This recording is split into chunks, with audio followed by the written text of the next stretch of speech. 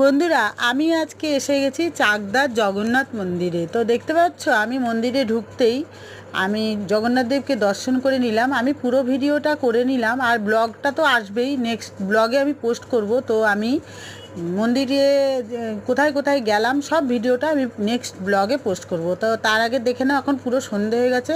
এখানে সব গান হচ্ছে, এত ভালো লাগছে জায়গাটা, এত পরিবেশটা সুন্দর, সেটা তোমাদের সাথে শেয়ার না করে পারলামই না। তো দেখো চারিপাশটা এত সুন্দর, কি বলবো।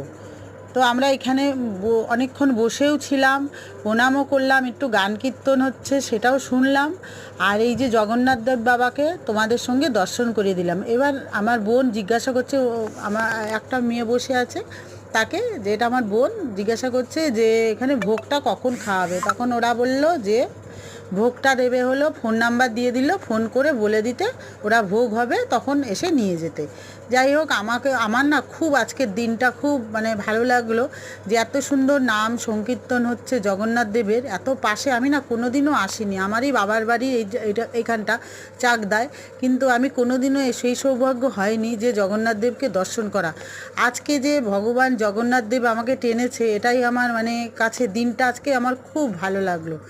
দিনটা যেন আজকে আমার এত ভালো কি বলবো, কিছু ভাষায় প্রকাশ করা যাচ্ছে না। যাই হোক, আমি এমনিতেই একটু পুজো আর্চাটা করতে ভালোবাসি, রান্না করতেও ভালোবাসি, যখন যেইটুকুনি পারি তোমাদের সাথে শেয়ার করি।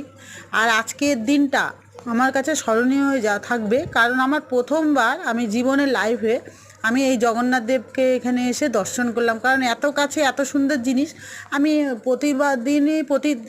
প্রতিবারই সবাই বলে, কিন্তু আমার আর আশা হয়ে ওঠে না। কারণ এই বাবার বাড়ি যখন আসি তখন এই কাজ ওই কাজ, আর আসা হয় না। আর একটা কথা কি জানো তো, ভগবান যখন টানবে তখন তোমাকে আসতেই হবে। আজকে হয়তো ভগবান টেনেছিল, ওই জন্য আসাটা ভাগ্যের ব্যাপার না। জগন্নাথ দেব বাবার বাড়ি তো আমি প্রায়ই আসি, কিন্তু জগন্নাথ দেবের দর্শন কি হয় বলো। কিন্তু এটা জগন্নাথ দেবী হয়তো আমাকে টেনেছে, এর জন্যই আমি জগন্নাথ দেব বাবার কাছে এসেছি। তো আমি ভিডিওটা করলাম, দেখো, তোমাদের যদি ভালো লাগে আমার পাশে থেকো, ঠিক আছে বন্ধুরা। তো পুরো মন্দিরটা আমি 3 পাক দিলাম, 3 পাকও দেওয়া যায়, 7 পাকও দেওয়া যায়। তো আমি তো ভেতরে এমনি একটু ঢুকেছি, কিন্তু আমি ছুঁইনি। তো এত সুন্দর জায়গাটা, এত মনোরম, কি বলবো, এত সুন্দর কীর্তন হচ্ছে না, বসে আর আসতে ইচ্ছা করলো না। যাই হোক, এইভাবে আমি পুরো দিনটা কাটালাম আজকে। খুব ভালো লাগলো জগন্নাথ দেব বাবাকে দর্শন করে। কেমন হয়েছে বলাটা?